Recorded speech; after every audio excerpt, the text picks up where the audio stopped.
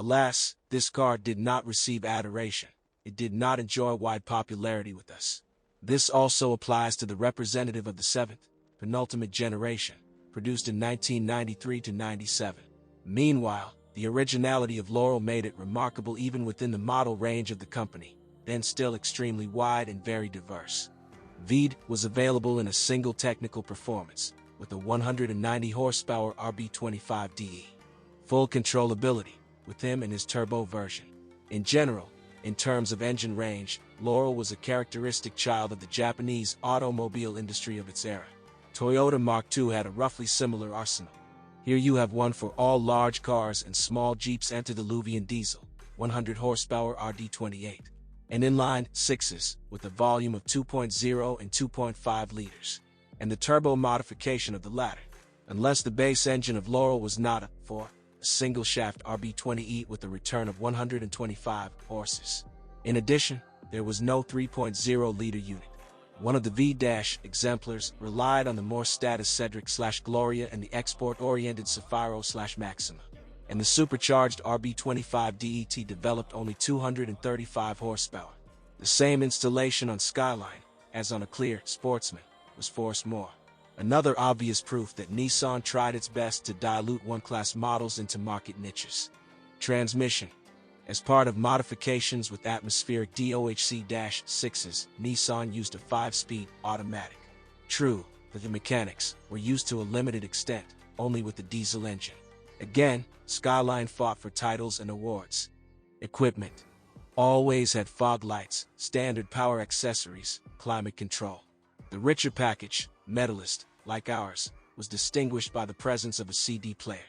Also, in different versions, cruise control, a remote key, an electric drive for the driver and passenger seats, leather upholstery, a rear wiper, and a sunroof were available here. The maximum equipment of the Club S differed. First of all, externally, a different front bumper with a vertical arrangement of lighting equipment, sills, and a rear wing. The RB20E, despite the lack of outstanding theoretical characteristics, is in fact, in general, a good unit. Noise gives a minimum, and it is pleasant. There are no vibrations at all, and it goes by no means at 125 forces. That is, you expect that the engine is torsional, and it spins willingly, and does not pull at all on the bottoms. Therefore, it is surprising how confidently this 6 takes out Laurel loaded with 4 adults directly from idle, and moves it further, to the top. I would not look for analogies with a relative in a series of 500 cubes more voluminous.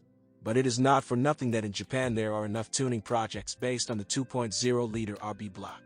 Suspension. Laurel's native suspension settings have been adjusted using short springs and Sylvia struts. Yes, in the arches, the size 195/65 or 15, 225/45 or 17 is not standard by those standards. Looks impressive for sure. However, Russia is not Japan. I would like you understand that even in such a format as Laurel demonstrates, a representative of the E-Class does not drive, it floats above the road. And here the pits are better to go around. Before the breakdown, the racks do not close, but in terms of the rigidity of working out, this is definitely a sports two-door. From her, the ability to keep a straight line and the absence of rolls, which for those Nissan was rather an exception. At the same time, steering is again a reminder of the costs of company policy. There are no backlashes and knocks. Feedback too. The steering wheel is filled with such effort, as if it were not a passenger car with cocky motors, a mining dump truck, after a change on which the driver should not suffer from aching hands.